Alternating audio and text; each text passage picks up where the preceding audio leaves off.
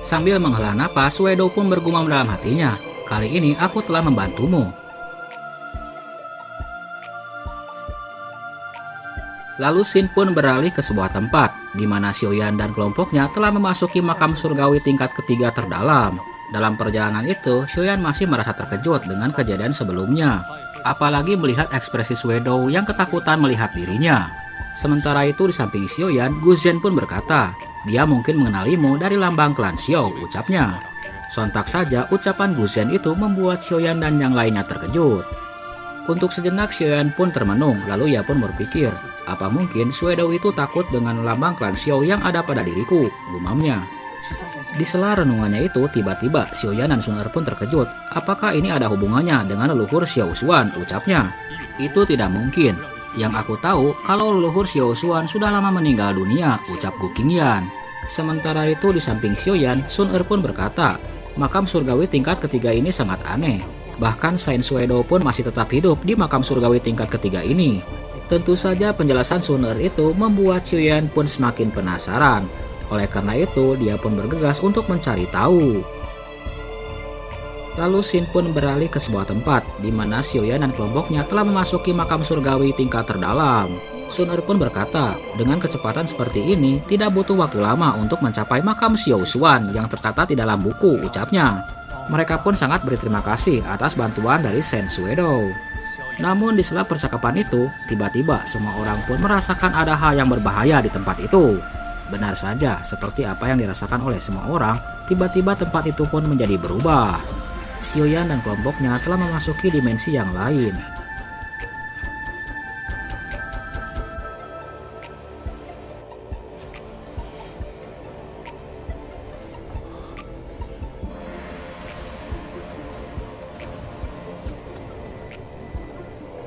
Kembali lagi ke dalam ceritanya, setelah Xiaoyan dan kelompoknya memasuki dimensi yang lain, tiba-tiba Xiaoyan pun merasakan ada hal yang familiar.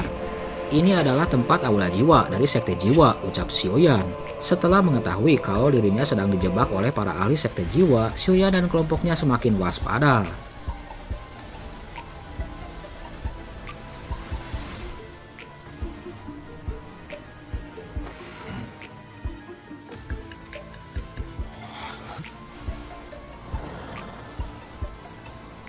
Di sela kewaspadaan semua orang, tiba-tiba dua sosok pun muncul di hadapan kelompok Xiaoyan. "Ternyata mereka dari klan jiwa," ucap Xiaoyan. Namun Xiaoyan dan kelompoknya pun dapat merasakan kalau tubuh energi ini adalah kultivator berbasis tingkat loseng. Di sela keterkejutan Xiaoyan dan kelompoknya, tiba-tiba mereka pun melihat sosok Hunya. "Akhirnya kita bertemu lagi," ucap Hunya sambil menyeringai. Lalu Hunya pun berkata, "Senior Hundio, pria bernama Xiaoyan ini berasal dari klan Xiao. Dia telah mencapai level seperti ini tanpa bantuan dari darah garis keturunan. Sangat mungkin klan Xiao akan bangkit di tangannya. Oleh karena itu, jangan biarkan dia hidup," ucap Hunya. Mendengar penjelasan Hunya mengenai Xiaoyan membuat Hundio pun semakin bertekad untuk membunuhnya. Sementara itu di tempat yang lain, Xiaoyan dan yang lainnya pun merasakan ancaman yang sangat berbahaya dari sosok Hundio ini. Oleh karena itu, mereka pun bergegas untuk melarikan diri. Namun pelarian Xiaoyan dan kelompoknya ini sungguh sia-sia, karena mereka dijebak oleh sebuah ruang yang tak kasat mata. Sementara itu di tempat yang lain, Hunya dan Hunli yang melihat Xiaoyan dan kelompoknya terjebak, mereka pun merasa senang. Hunya pun berkata, "Segeralah untuk membunuh mereka. Mungkin ini menjadi pukulan telak bagi klan Xiao dan klan kuno," ucapnya. Mendengar ucapan dari Hunya, segera Hunyo pun mengarahkan telapak tangannya ke arah Xiaoyan dan kelompoknya. Segera di tempat yang lain, tubuh Xiaoyan dan yang lainnya merasa terjebak dan merasa sulit untuk bergerak. Namun di sela menghadapi antara hidup dan mati, akhirnya Xiaoyan pun memutuskan untuk mengaktifkan teknik perubahan api misterius. Sementara itu di tempat yang lain, Sun Er pun mengaktifkan garis keturunan dari klan Gu. Akhirnya Xiaoyan, Sun Er dan yang lainnya pun berhasil melarikan diri dari jebakan ruang tersebut. Tentu saja kejadian itu pun membuat kaget Hundio. Oleh karena itu, dia pun bergegas untuk kembali lagi menangkap Xiaoyan dan kelompoknya. Sementara itu di tempat yang lain, Xiaoyan pun mulai membentuk sebuah segel. Xiaoyan menggunakan teknik kelastian untuk menghadapi serangan dari Hundio. "Teknik telapak penciptaan surgawi," ucap Xiaoyan. Dan segera sebuah avatar lengan raksasa yang membentuk sebuah bola misterius pun langsung melesat, menghalangi telapak raksasa yang dikirimkan oleh Hundio. Namun keterampilan Do teknik kelas Tian ini dirasa kurang cukup. Oleh karena itu, Shen pun menggunakan teratai api lotusnya. Sementara itu di tempat yang lain, Gu Qingyan, Sun Er dan yang lainnya pun melakukan hal yang sama. Namun di saat krisis, tiba-tiba Xiaoyan dan kelompoknya dikejutkan oleh kemunculan Suedo di hadapan mereka. Tentu saja kemunculan Suedo ini membuat Xiaoyan dan kelompoknya merasa lega. Sementara itu Suedo pun bergumam dalam hatinya. Orang-orang ini berani untuk menyerang klan Xiao. Jika mereka ketahuan oleh orang itu, pasti Xiao Xuan akan membantai seluruh makam surgawi. Namun untungnya aku bergegas untuk menyelamatkan mereka, ucap Suedo. Sementara itu di tempat yang lain, Hun Diao yang melihat kemunculan Suedo, dia pun mencibir. Kamu hanyalah doseng setengah langkah, tapi berani untuk menghalangiku, ucapnya. Dan segera pertarungan sengit pun terjadi antara Shen Suedo melawan doseng Hun Diao.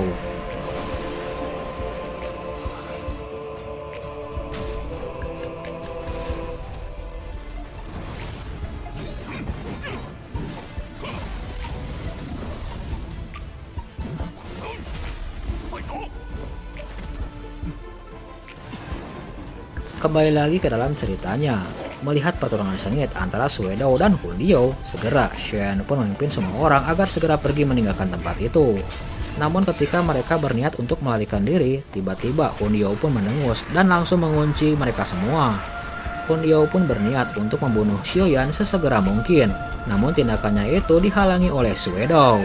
Tentu saja tindakan dari Suedo ini membuat Hun Diao pun menjadi kesal.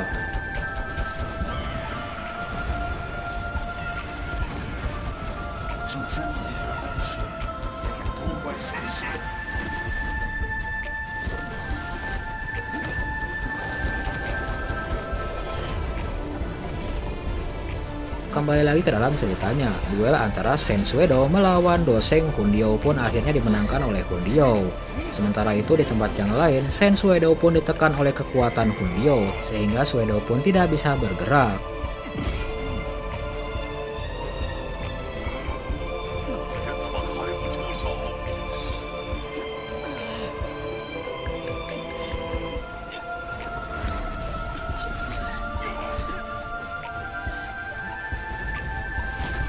Kembali lagi ke dalam ceritanya, di tengah keputusasaan Xiaoyan dan kelompoknya serta Shen Suedo, tiba-tiba semua orang pun dikejutkan oleh sebuah energi yang sangat kuat.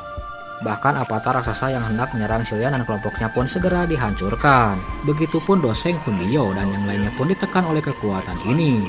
Tiba-tiba semua orang pun dikejutkan oleh suara misterius. Aku tidak menyangka masih ada orang-orang klan jiwa yang masih tetap hidup di makam surgawi. Sementara itu di tempat yang lain, tiba-tiba Shen pun merasakan alur fluktuasi darah di dalam meridiannya.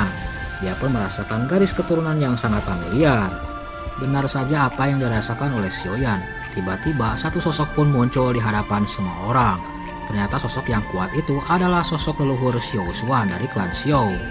Tentu saja kemunculan sosok Xiao Xuan ini membuat ketar-ketir seluruh makhluk yang ada di makam surgawi, tak terkecuali doseng Hun Diao. Oleh karena itu, tanpa basa-basi, Hun Diao pun berniat untuk melarikan diri. Sementara itu di tempat yang lain, Shen pun merasakan terkejut dengan kemunculan Xiao Xuan. Segera dia pun memberikan salam penghormatan, begitu pula dengan Sun Er. Di tempat yang lain, Suedo pun tak lupa untuk memberikan salam kepada Xiao Xuan. Sementara itu di tempat yang lain, kemunculan Xiao Xuan membuat takut Hun Ya dan Hun Li, tak terkecuali seniornya yaitu Hun Diao.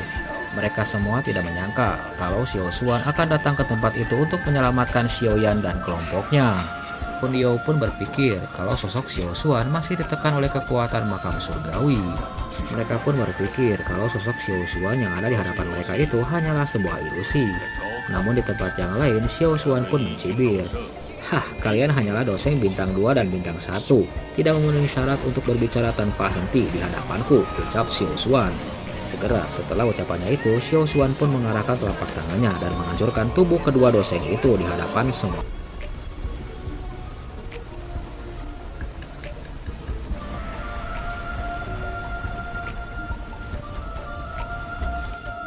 Kembali lagi ke dalam ceritanya, Xiaoyan dan kelompoknya nampak tercengang dengan kejadian itu. Mereka tidak menyangka kalau dua doseng dari klan Hun dapat dibunuh dengan satu gerakan saja oleh Xiao Xuan. Mereka semua pun berpikir bagaimana masa kejayaan Xiao Xuan ketika masih hidup. Di tempat yang lain, Suedo pun ketakutan dengan kekuatan yang ditampilkan oleh Xiao Xuan. Di sela keterkejutan semua orang, Xiao Xuan pun berkata, akhirnya seseorang dari klan Xiao telah datang ke makam surgawi. Sementara itu di tempat yang lain, Xiao pun telah berlutut dan memberikan hormat kepada Xiao Xuan. Namamu adalah Xiaoyan, nama yang sangat bagus, ucap Xiao Xuan. Segera dia pun mengarahkan telapak tangannya untuk mengangkat Xiaoyan. Lalu Xiao Xuan pun berkata kalau dirinya telah mengetahui kedatangan Xiaoyan ke makam surgawi. Sementara itu di samping Xiaoyan, Sun Er, Gu Zhen, dan Gu Qian pun tak luput memberikan salam penghormatan kepada Xiao Xuan. Di tempat yang lain, Xiao Xuan pun berkata, kalian junior dari klan Gu tidak sepenuhnya mematuhi perjanjian yang dibuat denganku tahun itu, ucapnya. Tentu saja tindakan intimidasi dari Xiao Xuan ini membuat takut kelompok Gu Qingyan. Sementara itu Xiao Xuan pun mengalihkan pandangannya kepada Sun Er. Rupanya Xiao Xuan dapat merasakan garis keturunan dewa klan Gu di tubuh Sun Er. Sementara itu di tempat yang lain, Sun Er pun memperkenalkan dirinya sebagai anak dari Gu Yuan. Tak heran aku merasakan kekuatan darah seperti dia di dalam tubuhmu, ucap Xiao Xuan. Lalu Xiao Xuan pun berkata kepada Suedo, kau kembalilah dulu, kamu masih bisa berada di makam surgawi, ucapnya. Setelah ucapannya itu, lalu Suedo pun bergegas untuk meninggalkan Xiaoyan dan kelompoknya. Sementara itu Xiao Xuan pun berkata, karena makam surgawi, tubuh asliku tidak dapat meninggalkan makam. Apa yang kau lihat sekarang hanyalah gambaran yang kuproyeksikan. Aku telah menunggumu terlalu lama untuk hari ini. Oleh karena itu, kau seharusnya memiliki banyak keraguan kan? Ikutlah denganku ke makam surgawi, ucap Xiao Xuan. Lalu Xin pun beralih ke sebuah tempat, yaitu pemakaman Xiao Xuan. Sejenak semua orang pun mengamati nisan pekuburan Xiao Xuan, tak terkecuali Xiaoyan. Xiao Xuan pun berkata kepada Gu Qingyan dan kelompoknya, kalau energi di makam surgawi tempat mereka berada sangatlah bagus, oleh karena itu sangat cocok untuk berlatih. Sementara itu dia pun berkata kepada semua orang agar Xiaoyan dan Sun Er segera mengikutinya untuk memasuki nisan yang ada di hadapannya. Sementara itu Gu Qingyan dan Gu Zhen pun mengingatkan Xiaoyan agar terus menjaga Sun Er. Segera Xiaoyan dan Sun Er pun melangkahkan kakinya menuju nisan tempat Xiao Xuan berada. Selang beberapa saat, akhirnya Xiaoyan dan Sun Er pun sampai di sebuah tempat, yaitu sebuah istana.